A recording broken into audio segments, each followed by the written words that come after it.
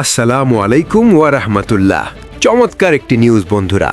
যেভাবে প্রথম দেশ হিসাবে স্টারলিংক অচল করল ইরান 12 জানুয়ারি 2026, যেভাবে প্রথম দেশ হিসাবে স্টারলিংক অচল করল ইরান।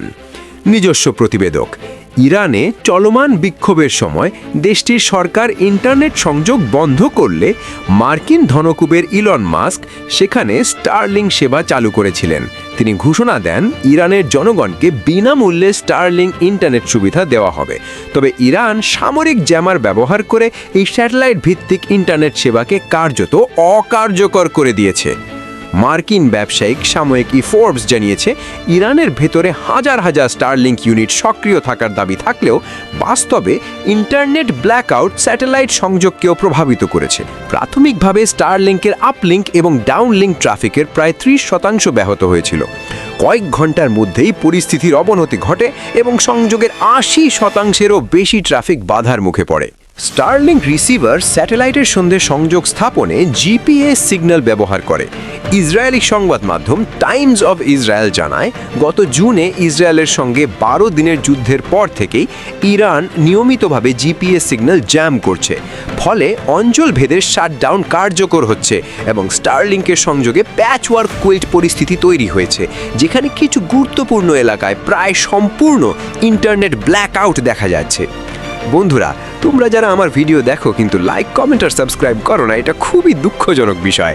প্লিজ বন্ধুরা, সবাই লাইক, কমেন্ট আর সাবস্ক্রাইব করে দিবা প্লিজ বন্ধুরা। মিয়ান গ্রুপের প্রযুক্তি বিশেষজ্ঞ আমির রাশিদি টেকরান আরকে বলেন, গত 20 বছরে ইন্টারনেট অ্যাক্সেস পর্যবেক্ষণ করেছি, কিন্তু এমন দৃশ্য আগে দেখিনি। প্রযুক্তিবিদারও বলছেন, স্যাটেলাইট সংযোগ মারাত্মকভাবে ক্ষতিগ্রস্ত হওয়ার ফলে ইরানের স্টারলিংক ইন্টারনেট পরিষেবা কার্যত ব্যাহত হয়েছে। অন্যদিকে হামলার অজুহাত খুঁজছে যুক্তরাষ্ট্র। আজ 14 জানুয়ারি 2026, ইরানের বিক্ষোভকারীদের প্রতি সমর্থন জানাতে লন্ডনে ইরানি দূতাবাস অভিমুখে জমায়েত। গত 11 জানুয়ারি 2026, ইরানের বিক্ষোভকারীদের প্রতি সমর্থন জানাতে লন্ডনে ইরানি দূতাবাস অভিমুখে জমায়েত। প্রমাণে রয়টার্স। ইরানের সামরিক হস্তক্ষেপের জন্য যুক্তরাষ্ট্র অজুহাত তৈরির চেষ্টা করছে বলে গতকাল মঙ্গলবার অভিযোগ করেছে তেহরান। ইরান জুড়ে চলা ব্যাপক বিক্ষোভে প্রাণঘাতী দমন পীড়ন চালানোর প্রেক্ষাপটে মার্কিন প্রেসিডেন্ট ডোনাল্ড ট্রাম্পের পক্ষ থেকে কঠোর পদক্ষেপ নেওয়ার হুমকির পর তেহরান এই অভিযোগ তুলল।